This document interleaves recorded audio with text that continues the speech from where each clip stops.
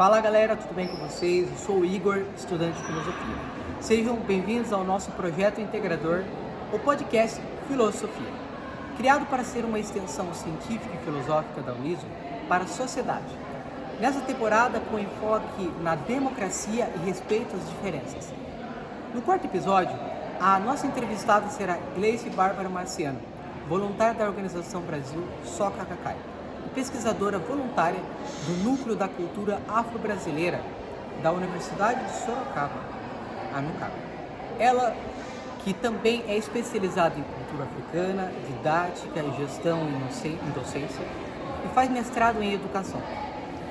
Nesse episódio, é discutida a relação inclusiva entre a democracia, o movimento negro e das mulheres e a diversidade religiosa, sobretudo das matrizes africanas. Enfim, é uma conversa sobre a importância de se tratar o assunto da pluralidade cultural também dentro das escolas.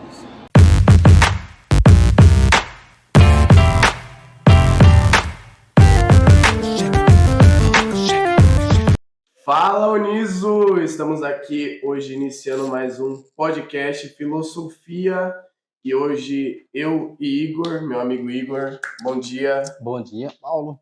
Bom dia, boa tarde, boa noite a todos vocês que estão assistindo. E hoje, como sempre, nós teremos uma conversa e hoje a conversa vai ser com a nossa amiga Gleice. Olá. Bom dia, Gleice. Bom tudo dia. bem? Bom dia, tudo bem? E para iniciarmos nossa conversa, bom dia para você que está assistindo, bom dia para Igor, bom dia para Gleice. Nós podemos iniciar com uma pergunta. Você poderia nos contar e nos contar como iniciou o seu interesse pela educação? Bom, eu sempre gostei da educação. Até de pequena brincava de escolinha. Os meus irmãos, minha irmã mais nova, meus sobrinhos, colegas de classe, sempre ajudei. Mas o que mais me tocou é porque nós somos a terceira geração livre brasileira da minha família Marciano, que é conhecida bastante aqui em Sorocaba por conta da comunidade negra. Só que os meus pais, quando eles estudavam, eles ouviram nas duas escolas, né? Minha irmã estudava na parte que ajuda as pessoas mais pobres na Santa Escolástica. E eles ouviram assim: negro, quando sabe ler, escrever, assinar o nome, fazer continha, não precisa estudar mais, né? Vai trabalhar e ajudar a família. Então, na minha casa sempre teve muitos livros, todos nós somos leitores ávidos, daí tinha também videoteca. Minha mãe queria ser professora e não pôde ser. Então, hoje nós somos vários professores, filhos dela, né? Porque seguimos essa parte, a gente gosta dessa parte de ensinar. Para além disso, faz parte da cultura africana também, né? Dos griots que vai passando oralmente de geração para geração. E a minha família, como a gente está tendo mistura só agora, a partir da minha geração, a gente vem trazendo isso, sempre cultivando a aprendizagem dentro da família e da história da negritude também. Então, por aí que eu fui para a educação e amo. Sou professora de inglês há 21 anos na cidade de Alumínio. Já tem alunos meus dando aula junto comigo, filho de aluno, né? E a teacher para cá, teacher para lá, mas é o que eu amo fazer. Qual que é a faixa etária que você dá aula? Lá em Alumínio, o inglês começa na educação infantil, desde a creche. Mas eu prefiro Fundo 2, que é do 6º ao 9º ano. Aquilo que ninguém gosta, adoro, amo. Eu quero dar aula para Fundo 2 também, não posso falar nada. E teve algum momento, assim, que, trazendo a sua trajetória, né, de vida, teve um momento que você percebeu que, não, eu tenho que realmente agora continuar esse caminhar da minha família e levando para outras pessoas também? Assim, não teve um momento assim específico, Uhum. mas eu acredito que a educação é a base de tudo. Lógico que a primeira educação é da família, a Sim. nossa é formal. Mas quando a gente está ali na escola, socializando, e também como referência, eu não tive professores negros, né, nem na graduação. Uhum. Eu fui ter só na pós-graduação quando eu fazia aqui na Uniso Língua Inglesa, né? Daí tive a professora de tradução, intérprete, que era negra. Mas, assim, quando eu estou lá na minha sala de aula e um aluno negro me vê e fala: opa, teacher conseguiu, também posso? E essa é uma forma de poder incentivá-los a pensar que pode mudar a própria vida. Porque, por exemplo, eu sou a primeira graduada na família, né? Fiz aqui, eu sou da primeira turma inteirinha da Uniso, 95, 98. E foi, gente, primeira turma da Uniso inteira, primeira ENAD, tudo foi assim, a nossa turma foi muito boa, sabe? A gente aprendeu muito com os professores. Então, continuar esse caminho, levando o legado da minha família, dos meus professores, é tudo de bom. E nessa questão de um aluno negro ver uma professora negra, para uma criança, para um adolescente, é algo muito reconfortante. Tenho certeza. É algo, tipo, que você, para uma criança principalmente, tipo, na escola que eu trabalho, tem professoras negras e tem alunos negros, e os projetos que tem sobre cultura afro lá, a gente vê que os alunos negros se sentem muito felizes, se sentem muito representados. É muito, muito, muito legal isso. Uhum. Muito legal. É maravilhoso, viu? Eu gosto bastante. Só de eu estar ali já significa esperança. Exato, exato.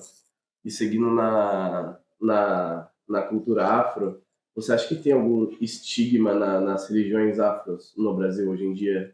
Com certeza, sempre. Hoje ainda está melhor, porque as pessoas pelo menos podem falar que são da Umbanda, do Candomblé, da Quimbanda, mas é assim, por conta de termos sido colonizados por europeus, não tenho nada contra pessoa branca, nem a cultura judaico-cristã, mas veio assim, derrubando tudo, sem respeitar mesmo a cultura do negro, a cultura do indígena.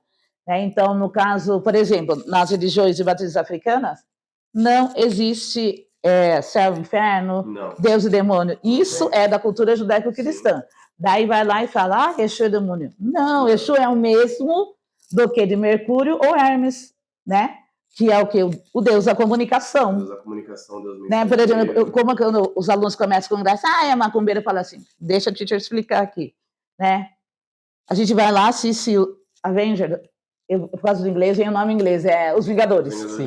Né? Daí tem o Thor, da mitologia nórdica, Deus do Trovão. É o mesmo de Xangô. Mas será que os brasileiros assistiriam um filme sobre Xangô na televisão? Ou no cinema? Muito dificilmente, por causa... A gente pode ver isso. Era para ter um filme sobre religião afro, ia ser dirigido no Brasil, e ele foi cancelado. Porque fizeram uma pesquisa e, tipo, 98% das pessoas não veriam o filme. A gente pode ver por isso já. Então, cabe a gente, igual, como eu estava falando para você antes, eu sou budista. Né? O meu budismo vem do Japão. O budismo nasceu na Índia, foi para a China, depois chegou no Japão e do Japão para o mundo. Né? Minha família já é budista há 54 anos. Mas eu sou negra, eu tenho que saber da minha ancestralidade. Então, por isso eu conheço as religiões de matriz africanas, né, que no caso o Candomblé é de matriz africana. A Umbanda e a Quimbanda, elas são afro-brasileiras, né, porque daí já tem a parte cristã e a parte indígena também. Então, cabe a nós todos, principalmente quem trabalha com educação, se desprender dos preconceitos, aprender, porque nós somos formadores. Então, não tem essa, eu sou cristão, aquele lá é do demônio. Não, como formador, como professor, nós temos que nos despir desse preconceito e mostrar, né, sem proselitismo, né? A gente não vai lá para fazer a pessoa se tornar daquela religião, mas precisa mostrar, precisa aprender, sabe? Precisa saber falar e não deixar que os preconceitos continuem, esses estigmas também. Então, eu acho muito bom que hoje as pessoas podem falar, e hoje também, assim como os cristãos usam a cruz, tem as pessoas que usam, né, o martelo de Xangô, a flecha de Oxóssi, o espelho de Oxum, muito legal, sabe?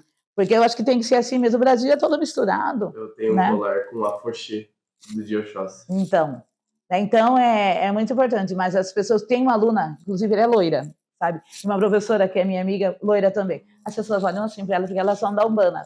Daí eu tenho que parar minha aula de inglês para poder falar sobre cultura africana.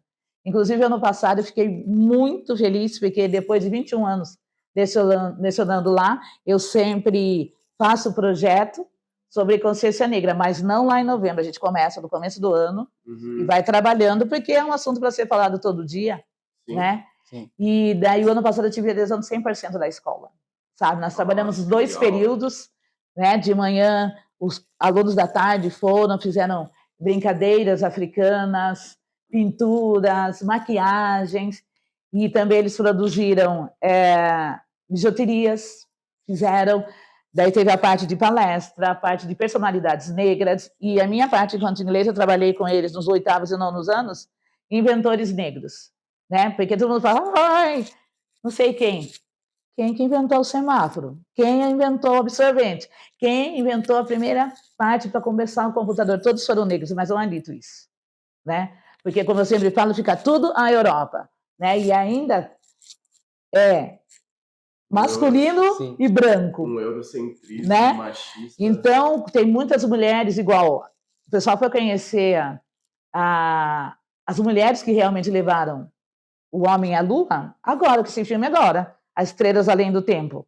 Né? Mas elas eram negras e computadores humanos ali. Se não fossem elas, nenhum homem branco teria chegado à lua. Né? Então, a gente precisa contar essas histórias. Não pode ficar mais fechado. Já estamos no século XXI, né, gente? Por favor. Eu acho bem interessante, assim, que você comentou que nós devemos ser formadores. E essa questão de formar, ela tá dentro da nossa casa, né? Por exemplo, na minha família tem várias misturas assim, de religiões, assim. Eu pude aprender um pouco de como funciona a Umbanda, algumas pessoas do Candomblé, por essas questões. Então, às vezes a gente é privado, às vezes a gente é, de certa forma, qualificado só a seguir um caminho e às vezes perde até mesmo o caminho da sabedoria, né? Como nós estamos estudando filosofia, às vezes a gente entra mais na ignorância. Então, essa palavra ser formador, né? Ser uma luz na vida de outras pessoas é que faz todo sentido. Sim. Então, eu acho bem interessante esse Como que ponto. você vai formar uma pessoa, você vai ser um formador, você vai ali ensinar uma pessoa. Se você tiver algum preconceito impregnado na sua cabeça, você em algum momento vai passar esse preconceito para frente. Sim. Isso é óbvio, você não pode ter preconceito para ser um formador. Sim, e outras pessoas vão vendo. É incabível a pessoa ter um preconceito sendo um formador. Exatamente. E acho que nós trouxemos, né, a palavra formador, mas eu acho que até propriamente como cidadão. Sim. Acho que se a gente não entende o papel da nossa sociedade, como formador vai ser o reflexo. Sim. Então, acho que vocês trouxeram vários exemplos. E o nosso papel, até principalmente aqui no podcast, é o quê? É educar, é trazer a formação que as pessoas possam realmente estar próximas, né? Tanto as pessoas de alta renda, baixa renda, mas que todos possam desenvolver, né? Então, bem interessante esse ponto. Uma pergunta para você, Gleice.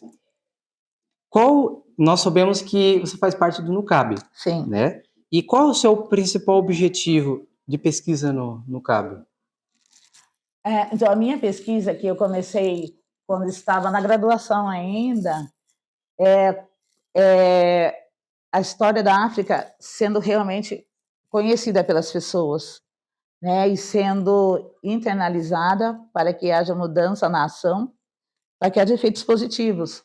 Porque, por exemplo, quando eu estive o ano passado, acho que em junho ou julho, eu fiz uma palestra no SESC, eu e mais 2 pesquisadoras do NUCAB, né, a professora Heloísa e a professora Marilda. E nós levamos, não sei se vocês viram a exposição sobre Carolina Maria de Jesus, no SESC. Sim. E nós fomos fazer palestra para os que seriam os monitores, né, a formação para os monitores. E daí nós levamos o NUCAB mostrando sobre os estigmas que tem. Então, quando eu colocava lá, por exemplo, a foto da Charlize Theron e da Lupita Nyong'o, eu perguntava, né, qual que é a africana? Todo mundo ia lá, Lupita, mas lógico que não é. A sul-africana é a Charlize Theron e a loira, porque tiveram inglês, né, colonizando lá a África do Sul. E a Lupita, ela é mexicana ganense. Sim. Olha só. Então, daí vem essas coisas assim, por exemplo, quando as pessoas falam coisas do dia a dia. Eu vou viajar para a Europa. A pessoa fala certinho. Portugal, Espanha, França, Itália. Daí fala assim, eu vou para a América. Sabe, Estados Unidos, Canadá, México, Brasil. Até na Ásia ainda vai, né? Sabe que tem China, Japão, Mongólia, Tailândia. Uhum. Daí fala, eu vou para a África. A África é um continente com 59 nações. Sim. Entendeu? Então, por que a África? É da mesma coisa da história. Por exemplo, você pode falar, eu sou descendente de italiano, português ou alguma coisa assim. No nosso caso, eu não posso falar. Nós encontramos, a minha família veio de Moçambique. Mas, quando os escravizados vinham, era tudo misturado ali. Então, e outra, essa divisão que existe no continente africano hoje não foi feita pelo negro, porque o negro nem se via como negro. Quem falou que o negro é branco, né? E daí também essas divisões. Por que aconteceu aqui em Ruanda? Porque colocaram etnias que sempre estiveram em confronto no mesmo território. Entendeu? Então, e as pessoas não conseguem enxergar isso. Pergunta para algumas pessoas onde fica o Egito. Eles não conseguem continuar, colocar no continente africano.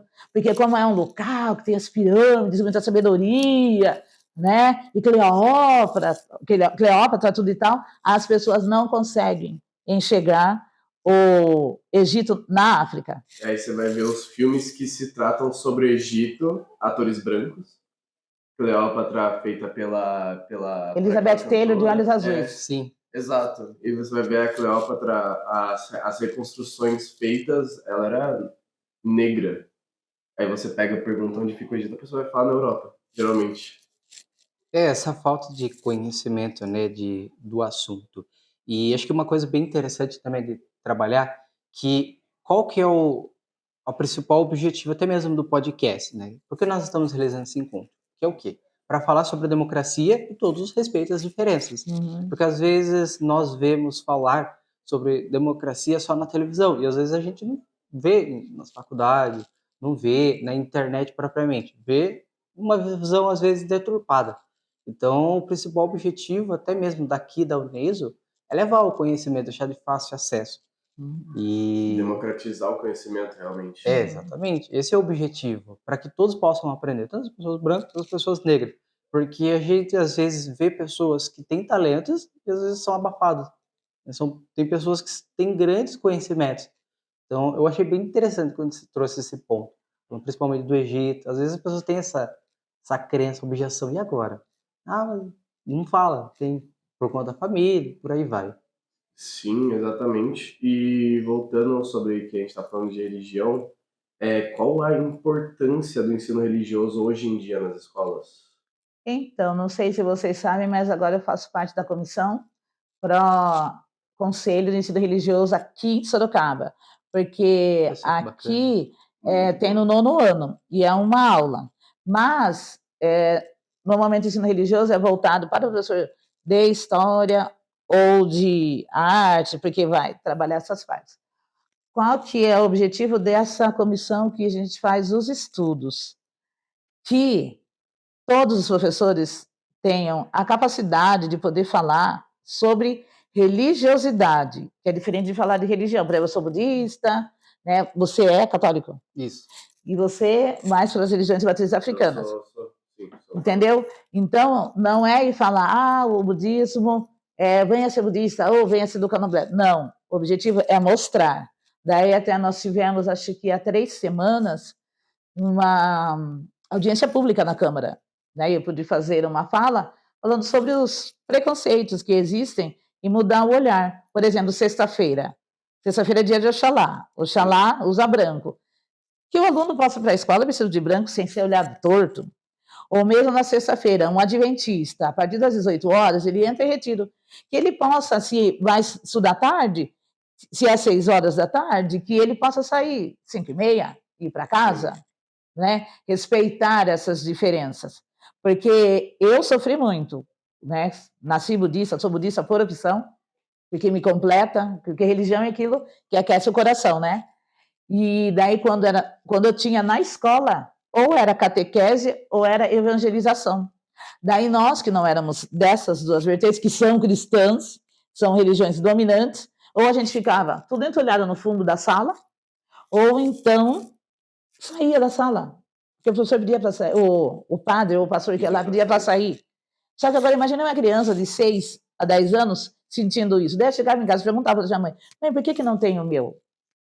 Então, tem todo esse segmento. Então, precisa ser apresentado todo, porque quando se fala de Estado laico de direito, que o Brasil não é que não se pode ter a religião.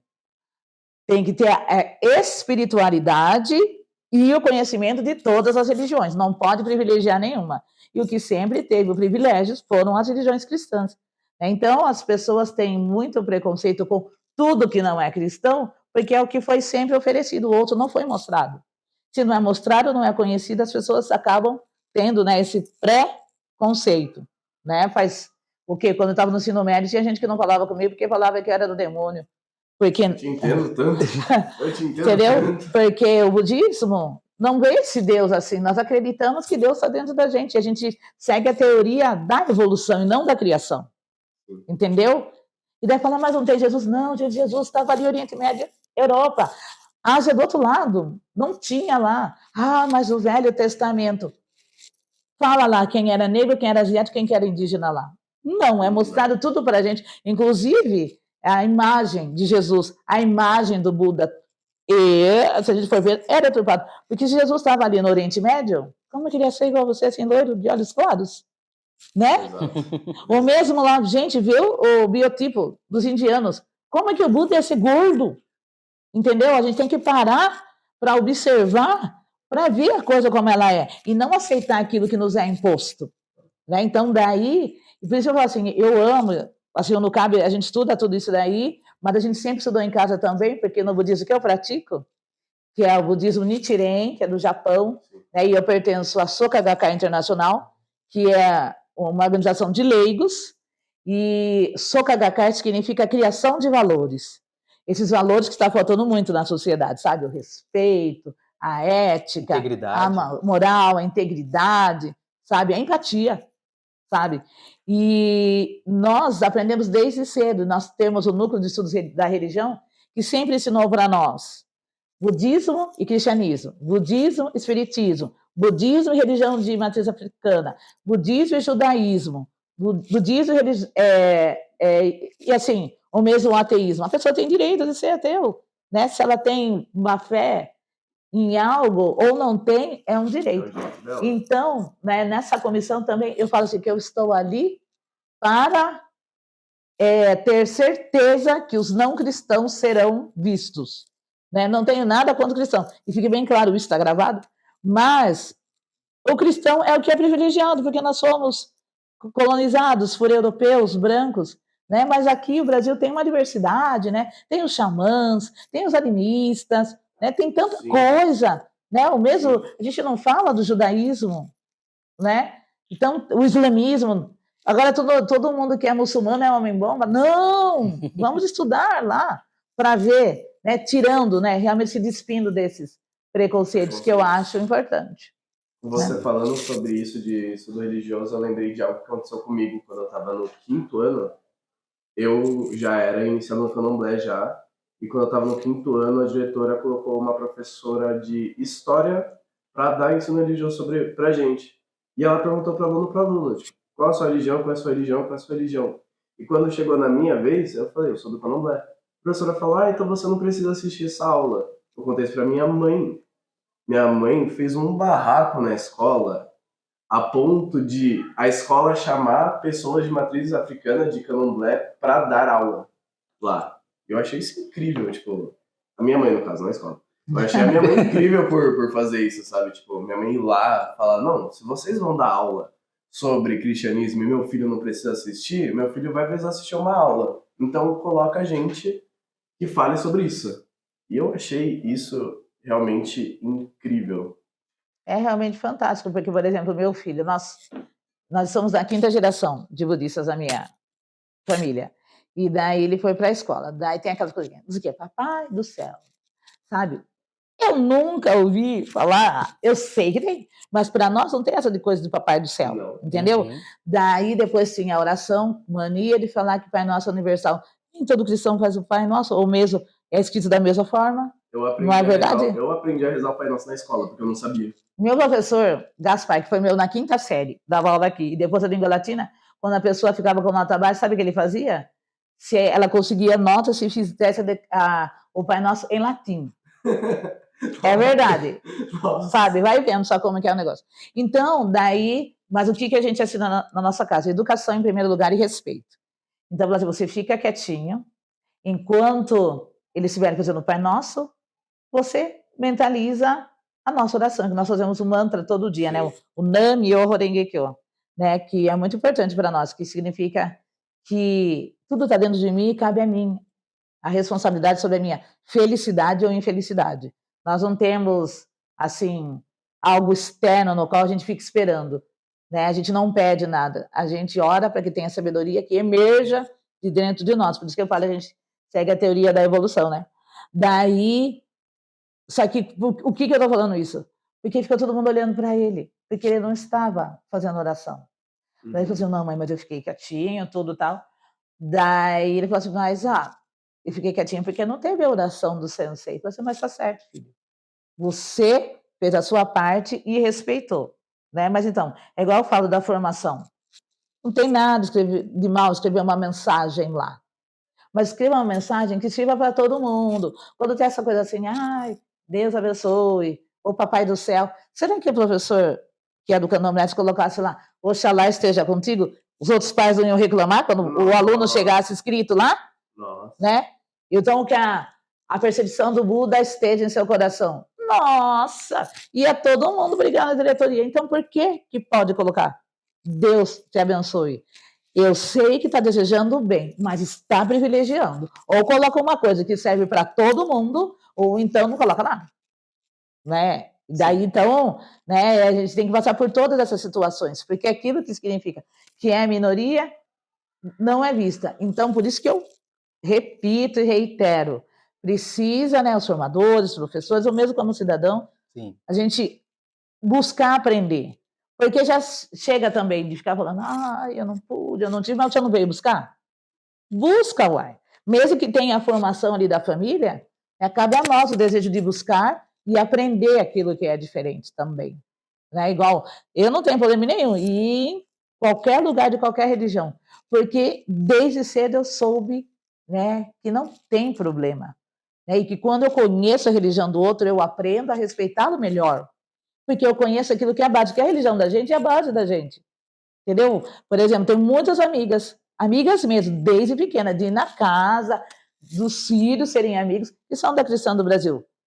E porque elas eram tão religiosas quanto a mim, a mãe deixava eu ir na casa sem preconceito, mesmo sabendo que era budista. Né? Mas que, quando eu falo assim, que rege, é porque a gente sabe quem é da congregação, por exemplo, pela vestimenta, não é? Sim. Então rege a nossa vida, a nossa religião rege a nossa vida. Então, precisa ter esse respeito, precisa ter esse conhecimento, porque quando a gente aprende a respeitar o outro, a gente vive melhor. Sim, muito não é? melhor. Muito melhor. Eu concordo com tudo isso. E, principalmente, você tocou num ponto, né, quando você falou sobre as diferenças e quando você começou a trabalhar, principalmente falar sobre as religiões, né? E qual foi a sua maior dificuldade? E também, na sua visão, qual é a maior dificuldade da mulher negra hoje na educação? Eu acho que na educação é o lugar onde tem menos preconceito. Por quê? Por exemplo, lá em Alumínio, por exemplo, eu trabalhei aqui em Sorocaba, trabalhei no SEDES, trabalhei em escola particular, mas eu me encontrei na municipalidade em Alumínio. Sim. Né? Eu tive a boa sorte de todo o concurso que eu fiz, eu passei, sabe? Daí, então, eu fui indo, experimentar, e daí optei por ficar lá. E lá tem uma grande quantidade de professores negros, sabe? E mesmo assim, diretor, orientador. Então, eu não vejo essa dificuldade na educação e nem também em salário, porque vem tudo pela hora-aula que a gente recebe. Então, eu não sinto isso. Mas, por exemplo, antes eu terminei ensino regular, depois eu fiz processamento de dados, fiz ETEC, Fernando Press. E daí, desde muito cedo, meu currículo era muito bom. E daí eu trabalhava, né, no escritório, né, como digitadora e programadora, e daí tinha uma empresa que ficava, vem aqui, com esse nome de loira, Gleice Bárbara. Tá vendo? Queria ter um nome africano, né? E ficavam. Daí um dia, no horário do almoço, eu fui lá. Você acredita que em meia hora a vaga foi preenchida? Porque quando eles me viram, assim, fizeram bem assim, você é Gleice Bárbara? E eu sempre usei trança, desde pequena, eu gosto, sabe? Então, olha só que coisa. Entendeu? O estereótipo, ainda bem que agora o currículo não vai mais com foto, né? Porque antes a eliminação já era aí. Tem uma sobrinha minha que é linda, muito bonita. Perdeu o emprego porque estava de trança. Daí, para conseguir na mesma área que ela queria, teve que fazer o quê? Chapinha. Nossa. Entendeu? tem todas essas coisas, né? Nossa, o trauma que isso gera, mano. Entendeu? Então, são muitas coisas, assim, envolvidas, mas na educação, eu acredito que é o local mais igualitário que tem, tanto por ser mulher ou por ser negra, eu acho que na educação é o local mais igualitário. Sim. E até você trouxe alguns pontos assim que me fez pensar um pouco, né? Porque, na verdade, assim, nosso objetivo é trazer educação e ensinamento falando sobre a democracia, como a gente pode aprender. E quando você falou, principalmente do ponto de trazer para fora, da pessoa ser, a gente aprende de fato a construir a unidade com todos, né? Certa vez eu ouvi uma frase de uma pessoa e ela disse a seguinte frase para mim, assim: Igor, quem usa o coração aprende a ler e interpretar palavras jamais ditas durante dor e sofrimento. E ela trazendo no contexto do quê? Se a gente aprender a usar o coração, aprender a usar a unidade, a gente vai saber lidar com todo mundo. A gente vai aprender a cultivar o que é indiferença, vai se tornar diferença, vai se tornar unidade. Então, eu achei bem interessante isso, compartilhar também. E você comentou sobre o Instituto Soka Gakkai. Eu gostaria de saber mais sobre esse instituto e qual a sua atuação nele. E como funciona. Como funciona a sim. sua atuação. Então, a Soka Gakkai Internacional, ela foi instituída em 26 de janeiro de 1975, na ilha de Guam. E por que o nosso presidente escolheu a ilha de Guam? Porque foi um dos locais onde teve mais ataque na época da guerra, sabe? Uhum. Então, daí foram representantes do mundo todo e ela se tornou internacional. Mas ela nasceu no Japão em 1930 por professores, né? Na época, o Japão impunha religião única, que era o shintoísmo. Uhum. E esses dois professores, né, o professor Tsunesaburo Makiguchi e o professor Josei Toda, eles tinham acabado de se converter ao budismo. E eles acreditavam que era para professores, depois abriu para todas as pessoas, né? E essa organização existe em 192 países e territórios do mundo, hoje. Né? O nosso presidente, ele está com 95 anos, mora no Japão, chama Dr. Daisaku Ikeda, e ele tem mais de 400 títulos honorários do mundo, de universidades e de cidades. Inclusive, ele é cidadão brasileiro. Cidadão brasileiro e cidadão sorocabano, né? Ele recebeu essa cidadania. E qual que é o nosso trabalho? Por meio da revolução humana, nós chamamos de revolução humana, que é o quê? Uma sabedoria interiormente motivada, por meio da nossa fé, da nossa prática diária, porque nós oramos todos os dias, de manhã e à noite. De manhã para agradecer de ter acordado vivo, né? Porque tem gente que não acorda, porque morreu, né? Então, essa oportunidade de estar vivo e de poder fazer o melhor. E à noite nós oramos, né, para agradecer o dia, né, e já determinar a vitória do outro dia também.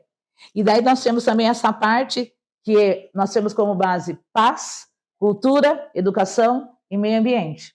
Então, tem as universidades, eu tive a oportunidade de conhecer a Universidade Soka da América, em Aliso Viejo, que fica perto de Santa Mônica, né, mas tem colégio, tem universidade, mas não são universidades budistas. É assim como a Uniso aqui é uma universidade cristã, mas é assim aberta para todo mundo, a Universidade Soka também, né? Tem gente do mundo todo, de qualquer religião também. Daí nós trabalhamos na parte da cultura, temos grupo de dança, de teatro, bandas masculinas, femininas, grupos de tradutores. Eu fiz parte durante 15 anos e meio da banda feminina. Sabe aquelas bandas marciais, igual a gente assiste filme dos Estados Unidos? Sim. Né?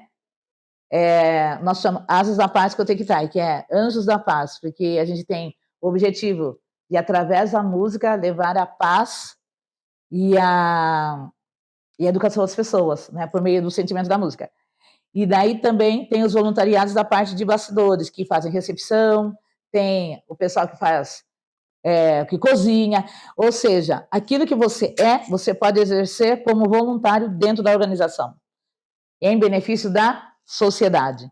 Então, a nossa prática, diferente dos outros budistas, que eles são mais contemplativos, ou seja, sabe aqueles que saem para retiro, ficam no mosteiro? O nosso é proativo. Nós acreditamos que a gente consegue mudar a nós mesmos atuando dentro da sociedade junto com as pessoas e não se separando, né? Mas você deve conhecer um monte de budista, mas ninguém fica falando, eu sou budista. Não. As pessoas notam quando as falam assim, Deus abençoe, você fala, obrigado. Né? Daí a gente não fala o amém, porque não é da nossa cultura, né?